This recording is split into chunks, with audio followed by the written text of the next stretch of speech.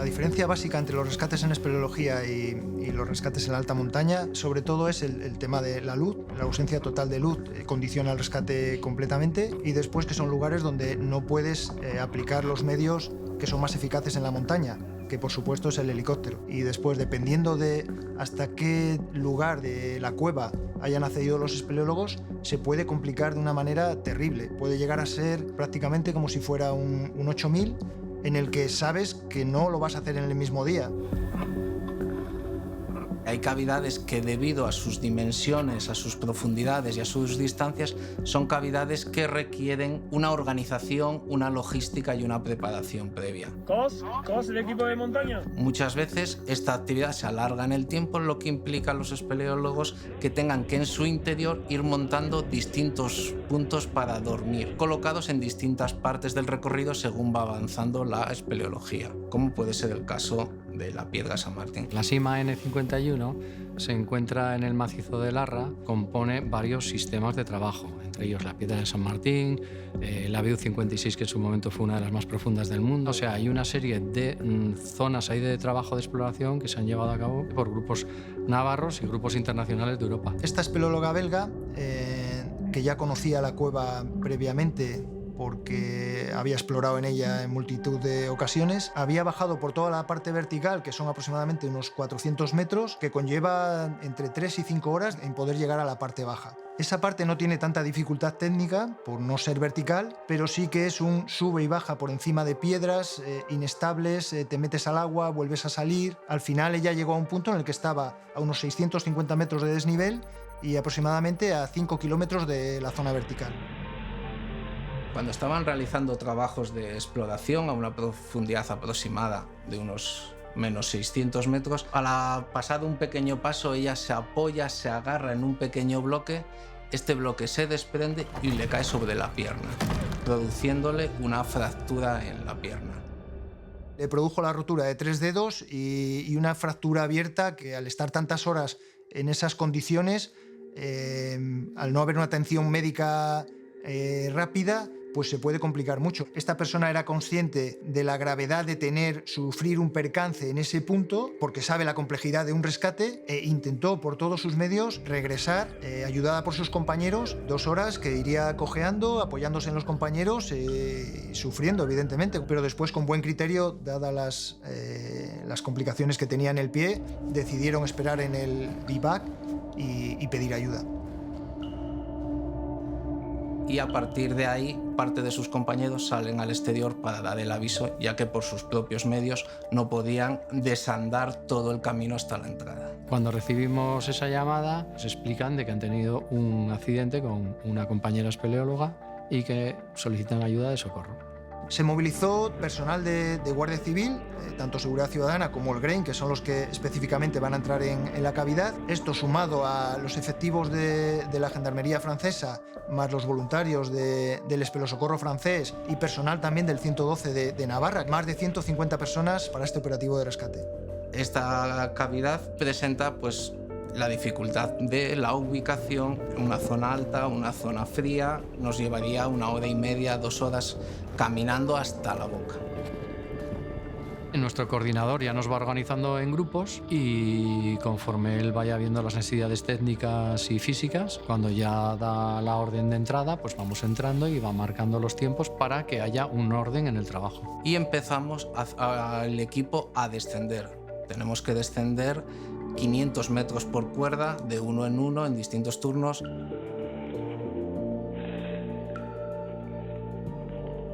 Cuando ya entramos en la vertical, lógicamente, la mayoría, el 80, el 90% de los especialistas que han entrado o más no conocían, lógicamente, la cavidad. Es una cavidad muy vertical que, según entras, pues ya notas ese frescor de Larra que sube para arriba, de humedad, frío, que vamos bajando por las cuerdas, iluminados por nuestros frontales, y en algunos casos se oía: ya hemos llegado, ya se ha bajado, cuando llevábamos todavía la mitad de la vertical.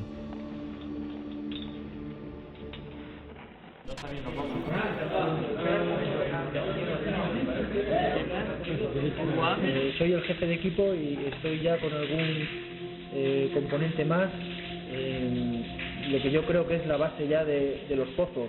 ¿Me puede confirmar qué es la la base de los pozos. Tú tienes que ir a ese lugar a sacarlos, pues tú sabes que las piedras igual no han caído todas y que cuando tú estés allí pueden seguir cayendo. Entonces te genera muchísimo estrés. Cuando yo bajaba con mi hermano estábamos acabando la parte vertical. Mi hermano, que progresaba unos 10 metros por detrás de mí, en un momento dado movió una piedra, esa piedra rodó y al final me golpeó en un pie. Sentí un dolor muy fuerte y estuve toda la operación de rescate, bueno, pues cojeando, notaba que cada vez me dolía más. Sí que es verdad que después, cuando salí del rescate y tal, pues comprobé que tenía un dedo del pie roto. Esta es la piedra que le ha caído a Fran en el tobillo. Le ha roto un dedo. No había fractura abierta, no eran 3 dedos y evidentemente si continué es porque podía hacerlo, pero como curiosidad de que lo mismo que le pasó a ella le puede pasar a un rescatador que está en las labores de evacuación. Llegar hasta ella no es difícil, lleva tiempo. Y dentro no hay señalizaciones realmente. No hay una zona que te dice, si coges la vía de la izquierda te vas a tal sitio, si coges la vía de la derecha te vas a otro, no. Llevas unas topografías y te tienes que ir guiando por esas topografías. Fuimos pasando el campamento 1, el campamento 2 y pasado el campamento 2 ya nos encontramos con Anet y con el equipo médico.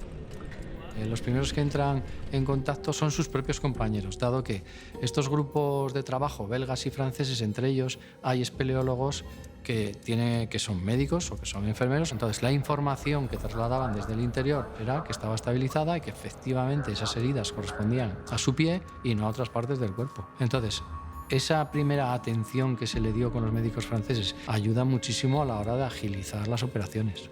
Para poder comunicarnos entre los equipos y el exterior, utilizamos un aparato que se llama Nicola, que transmite a través de unas ondas que van a través de la roca. A ver, equipo número 7 para entrada de la cima. En muchas ocasiones nos permite hacer comunicaciones a una profundidad de 500, 600, incluso si las condiciones son adecuadas, a más metros todavía, y tener una comunicación directa con el exterior. A ver, equipo número 7 para entrada de la cima. En el momento que hay que movilizar camilla, el rescate se complica muchísimo. La pierna que tiene mal es la pierna izquierda. Cuando estemos aquí cogiendo, haciendo cualquier cosa, cuidado con los codos, que no toque nada ahí, ¿vale? Este ejercicio que decíais. Es fundamental que cada equipo tiene que ir comunicando constantemente cómo va la progresión de la camilla, porque no todo el mundo está trabajando en la cueva al mismo tiempo. De todas maneras, mira, ahí arriba seguro que hay gente. Para que los que están en los pozos bajen a ayudarnos aquí y que otra gente que está arriba bajen a hacer lo de los pozos. Durante el trayecto en el que íbamos por la zona más o menos horizontal, aunque es remontar el cauce de un río con pequeños altibajos, hay zonas que hay que hacer una pequeña escalada o un pequeño destrepe, en esa zona la camilla la vamos llevando entre varios rescatadores. El propio terreno, la propia orografía de la cavidad nos marcaba la forma de mover esa camilla.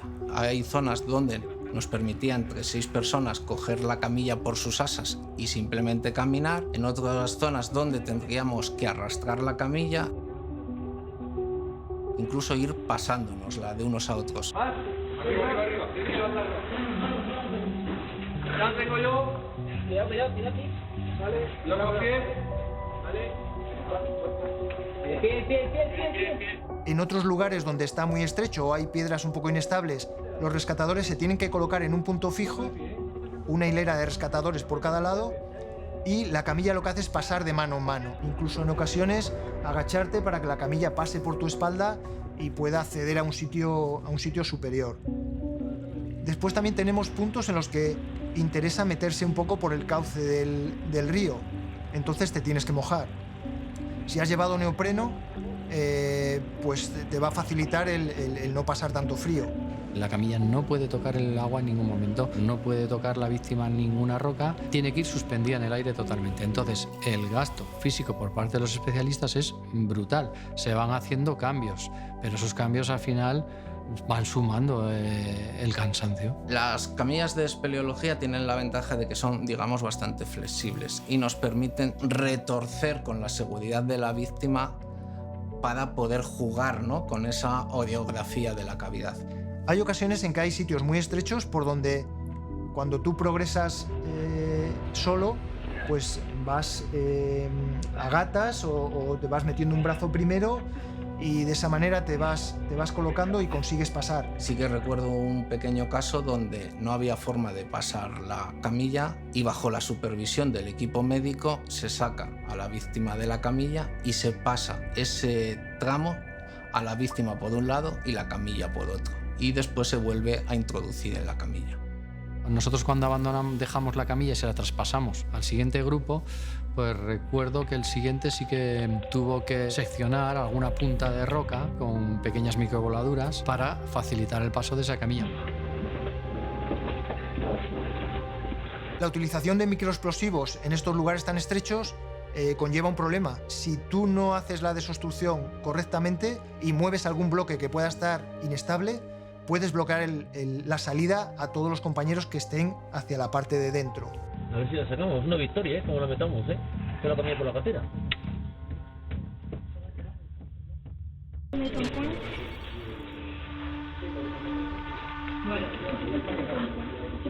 Nuestro trabajo, nuestro desarrollo del movimiento de la camilla se convierte en un trabajo arduo y duro que además nos implica parar cada cierto tiempo.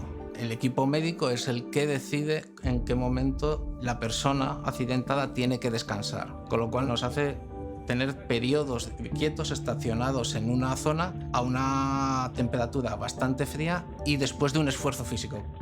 Hubo un momento en el que tuvimos ciertas dudas de por dónde pasar y ella, que iba en la camilla, pues imaginaros, mirando hacia arriba evidentemente y sin una visión clara de hacia dónde avanzábamos, tenía tal conocimiento de la cueva que enseguida nos indicó hacia la derecha. Ella estableció dónde estábamos, qué duda teníamos y nos decía a la derecha, a la derecha.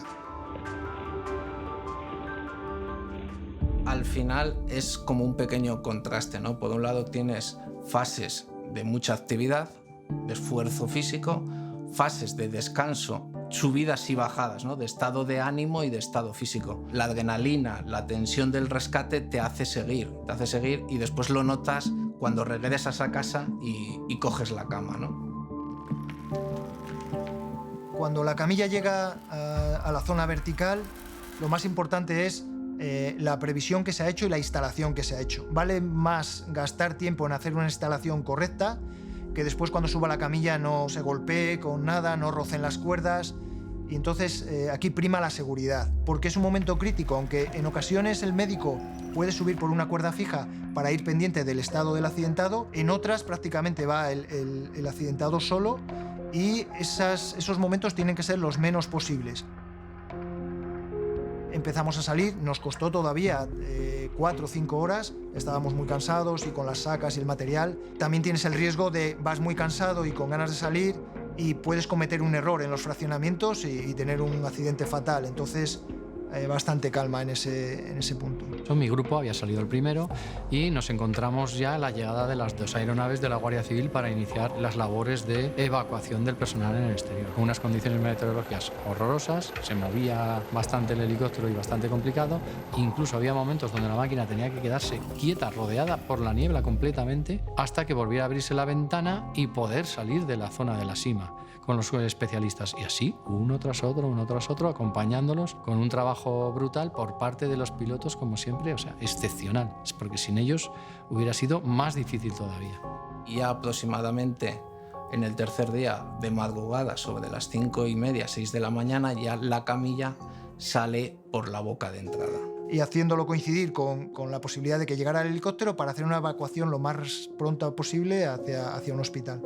No deja de ser un gran alivio, ¿no? De que ya sabes que la persona ya está fuera, que el rescate ya se terminó y que podamos todos regresar para casa pronto. Cuando ya te dicen que ella está fuera completamente y que va hacia un hospital y que la van a atender mejor, pues evidentemente te sientes bien, reconfortado. Dices, pues vale la pena todo lo que estamos haciendo aquí. Y al final pues salió y está bien. Muy bien, felicidad. Ver que está bien y que a lo largo de los años sigue trabajando en el macizo de Larra, pues es un orgullo, ¿no? Y una satisfacción.